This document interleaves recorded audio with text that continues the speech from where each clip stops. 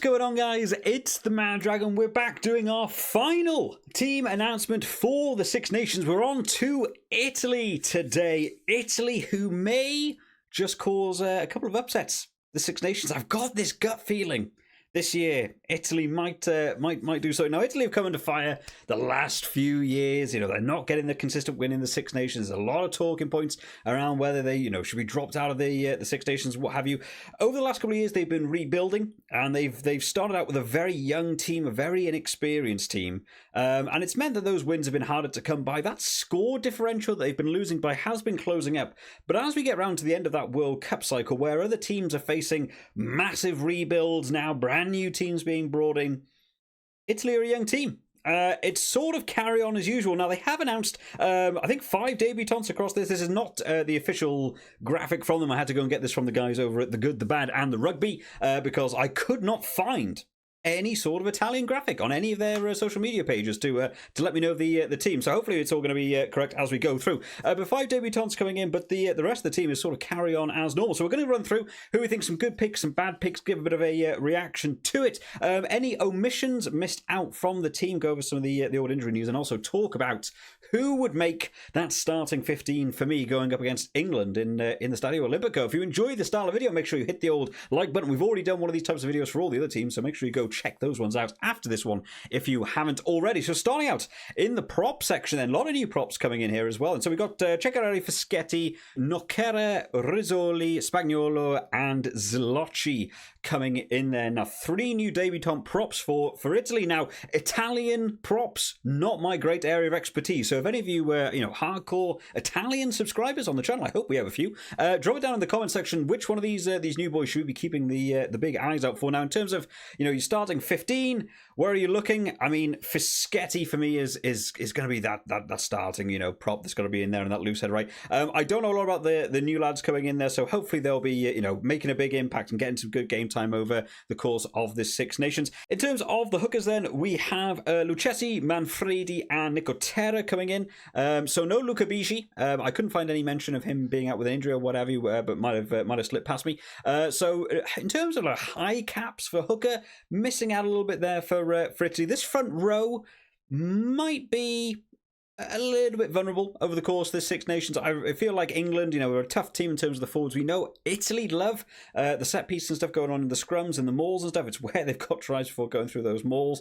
Hopefully this sort of, lesser capped front row is going to be able to hold up against some of the bigger teams in terms of that power game. You don't want to have that start slipping away from you. First game against England as well. They're switching up their scrummaging teams a little bit as well, so maybe they'll be a little bit more even, but you don't want to start letting that creak against England. Otherwise, you're just going to start finding yourself losing territory on the field. In terms of your lock department then, Nicolo Cannone going in alongside of Yakizi, Federico Ruzza, and Zambonin in there as well, who's Ambonin in the on the graphic. So not quite bang on, okay? They got one spelling mistake in there as well. No Dino Lamb, which was a real shame. I had a little bit of a look. Apparently he had a head injury a few weeks ago, and it's ruled him out of selection for this, which is a real shame. He sort of came onto the scene for me last year in that internationals, and I just thought every game I saw him, and I was like, this guy partnered up with Federico Ruzza. If you've been along with the channel for a while, you'll know how much I respect Ruzza very highly in this Italian team.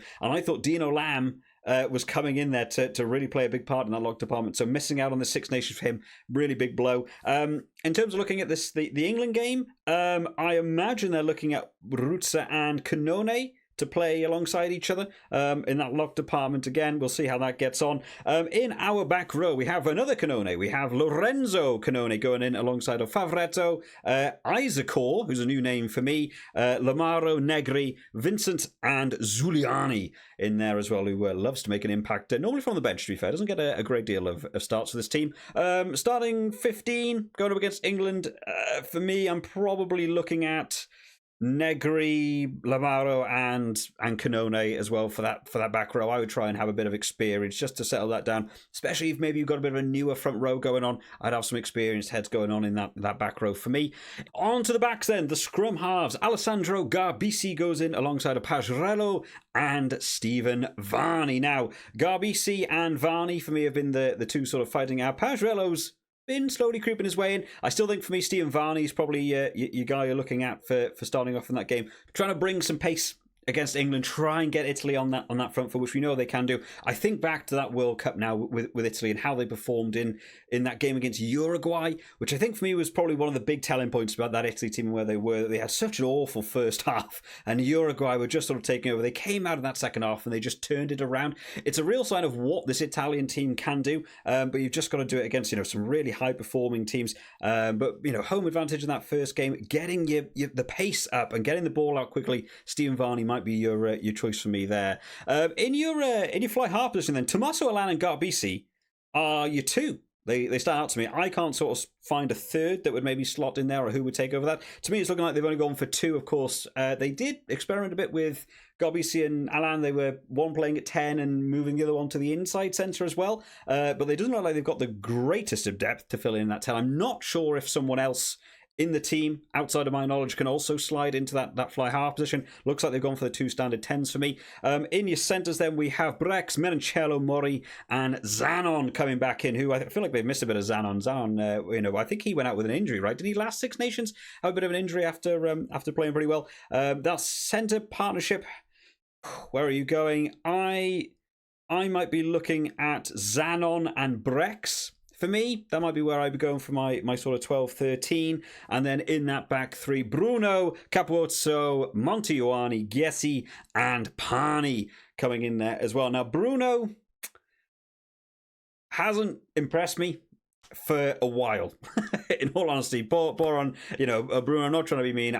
Every game I've seen him in for that Italian jersey, there's issues, knock-ons, penalties. He had a card. I think it was even against Wales last year. Now, for me, is not what you're looking at. I'm leaning towards, I think you want to have Capozzo.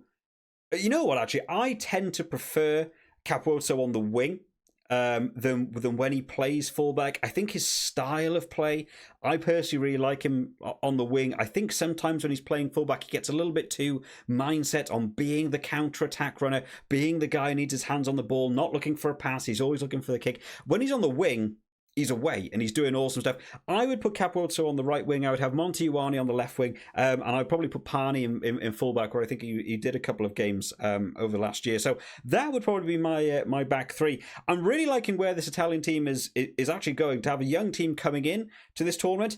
My one big concern is going to be that front row. 3 new debutants coming in, and the rest of the lads, not necessarily talking about massive high caps, I don't believe. So that could be a shaky area. You don't want to start losing a platform like your scrums too easily against some of the big teams. We covered the French team yesterday and how monstrous their forward pack is looking. You don't want to start giving away penalties there and just having threes kicked against you. It completely removes what some of these backs can achieve in terms of their attack. I'm really hoping this Italian team is stepping up. We've got a new coach, new ideas coming in for this Italian team, and it's something I'm really looking forward to. I'm hoping the backs get utilised properly, because we know they've got try scorers. We know they've got fantastic players in there. A couple of people missing out though along the way, mainly through injury, not so much to do with retirement stuff from what I'm aware of. They've got the first game against England, and I think it's a game they can target. I genuinely do. I think the England team is on a little bit of a rebuild. I wouldn't be surprised if England put out a bigger team than a lot of people maybe expect for that first game, just to cement what they're going to try and do over the course of the Six Nations.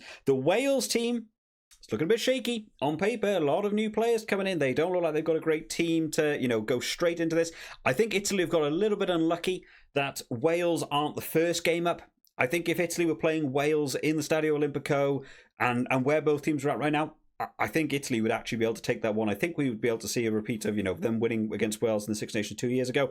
They've got to wait till the 5th game, and I'm worried it might be too much time for Wales to be able to gel together, and then Italy suddenly against a bit of a tougher opponent. But, like I said, they won this game against Wales 2 years ago in the Principality, and this team's looking pretty solid. The Wales team, may not have, gelled together by then. There's the opportunity, I think, for Italy to take a win against Wales, and I think if they just turn up on the day and they absolutely commit, I also actually think they may be able to get a sneaky win against England, who may underestimate them while they're trying to rebuild their team, and Italy could look to maybe cause an upset. I think maybe 1 or 2 wins could be on the cards for Italy, but who knows? We've still got to wait till the start of the Six Nations. But it's a strong-looking team, youthful, a little bit low on caps, maybe a little bit low on experience. But I'm looking forward to see high energy, high pace, and hopefully some big try scoring. Let me know down in the comment section what you guys think of the Italian team. And of course, we'll be doing a bunch of videos across the Six Nations on the channel, so make sure you hit that subscribe button so that you're one of the first to know when the next video is out.